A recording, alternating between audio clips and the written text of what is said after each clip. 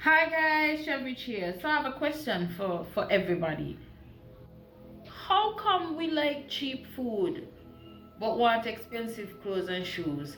Because growing up, my mother always tell me, no care how hot and expensive your clothes be, if you don't look after your body, you ain't gonna look good in them, you ain't gonna look fresh in them, you gonna look stale. Now, had an experience yesterday at the supermarket. So Rams opened a new supermarket in Frigate Bay called Fresh Market.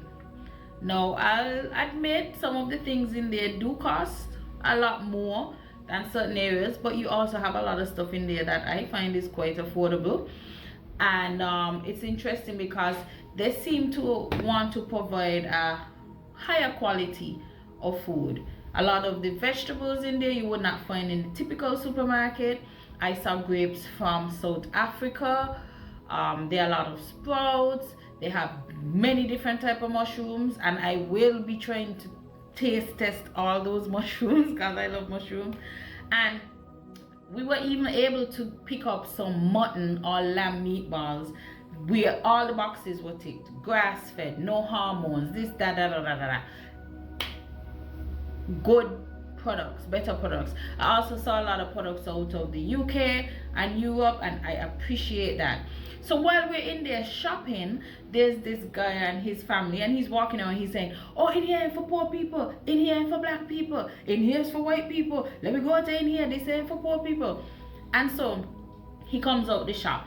He so happens to be coming out of the shop after we finished, shopping, and we came out as well, and he's like, let's go over here to Amri. No, over here is for poor people, over here is for black people, right?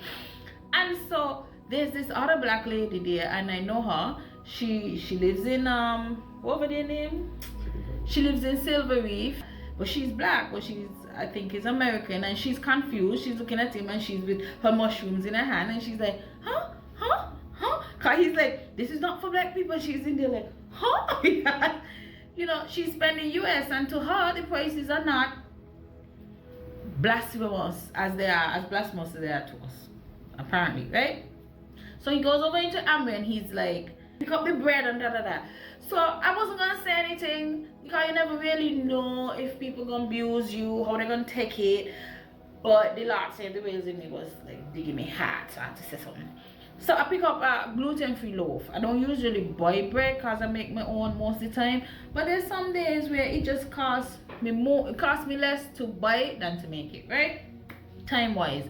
So I picked up a loaf of bread from Amri because if you didn't know, they also make gluten-free bread in there. You can get it like the sliced bread, and it's like $20 for the sliced bread.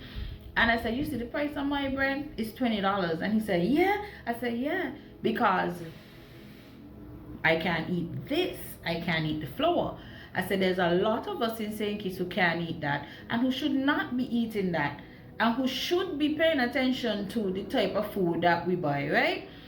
And I said, why do you feel that black people or locals should only eat bread, right? And I'm going to say it here. Not any shade on Amri. This is not about Amri because, as I just said, I pick up my gluten-free bread in there.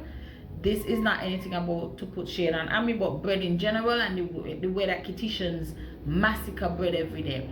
You have a lot of diabetics, you eating bread every day and wonder why the sugar always high, right? You have people who have multiple amputation of toes, some of them even legs, and they're still eating bread every day. And I said to him, this is why St. Kitts is having a stroke a day. This is why we have so much NCD, so much diabetes, so much high blood pressure, because we feel that good food is too good for us. I said it. We feel that good food is too good for us, and it was a bit embarrassing. I'll say, to be standing in there, and we often talk as Kittitians and say that we deserve everything. And if they have a new fancy restaurant, we're gonna go there. If they have a function, even if we have to save every coin, we're gonna find a way to go to that function. But when it comes to things like food and nourishment and things that are for our betterment, why do we feel that it costs too much? Why do we feel these things are not for us?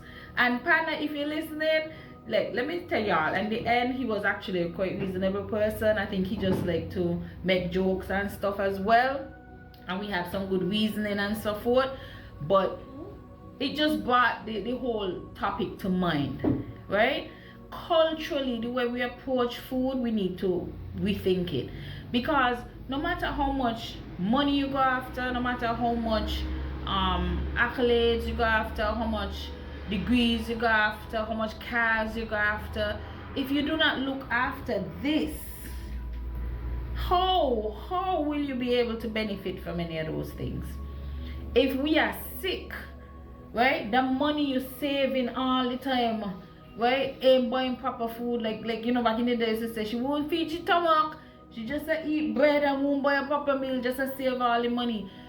When you get sick, all that money going to the doctor. So it's as if you're just saving it to pay somebody else, right? When they talk about sometimes chemotherapy costing people $50,000, sometimes about like pills, like when you're gonna say food costs too much, doctor bill costs more. And I just feel that it's about time, with the amount of illnesses and so many persons just keeling over and dying, that dietitians need to start to really pay attention to what we put in our mouth, right? My mother have a saying, she said, they dig in the grave with their teeth, and it's essentially that's what's happening, right? And even when you say things are expensive, I got about, I think it was between 10 to 12 mutton meatballs, and they were big, right, and solid, and they did not have any fillers like no breadcrumbs and none of that. It was straight up mutton, right? Pot still smell like mutton. And it was like, I think between $21 to $24 for the pack, right? Now, how much is a KFC combo? How much is a combo over at Church's?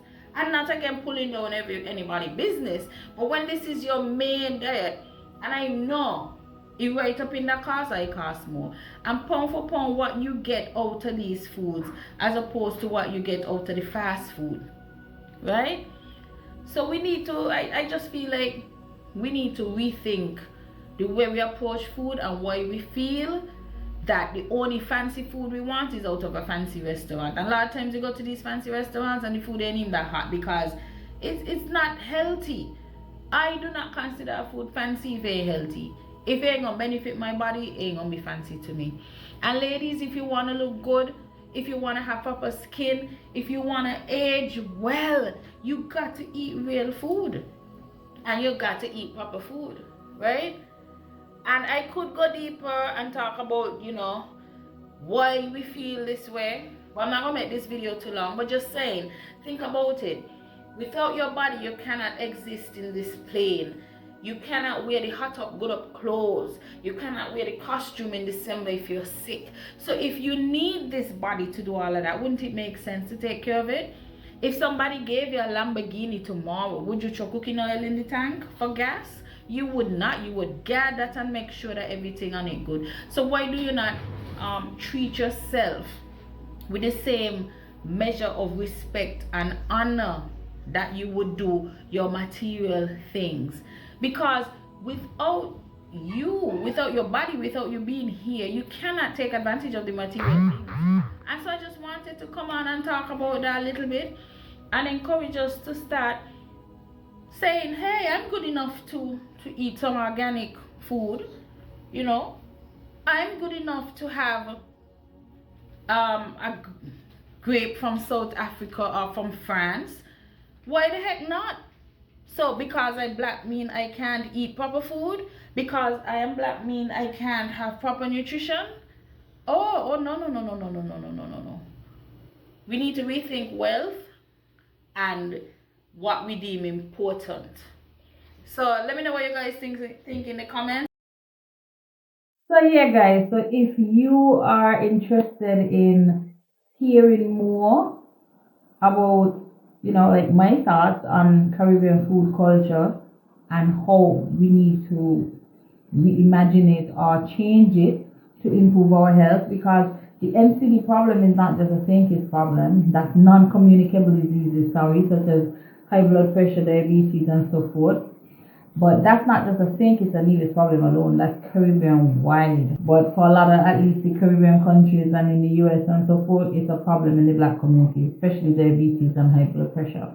So, I mean, I can tie all these things back to mindset, to trauma, to all that stuff, but ultimately, my purpose of doing this is really to just get us to reimagine the food culture, to really redefine what food is and to understand why we need nourishment and stuff like that. So this is just the first intro video to a series. If you are interested in watching the other chapters of the series and having more of that in-depth discussion, then follow me on my WhatsApp channel. It's Nyam WhatsApp channel. I'll put the link up in the description here as well. Videos and so forth on that channel as well, showing us, how we can like redo some of the recipes that we traditionally eat that may not be as healthy for us, but also how to think differently, excuse me, how to think differently and how to approach,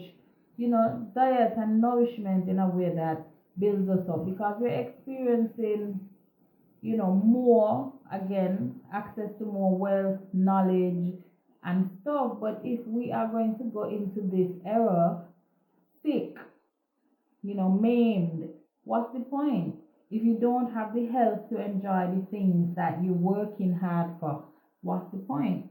So yeah, follow me on WhatsApp. The link is below. And if you're interested in hearing the rest in this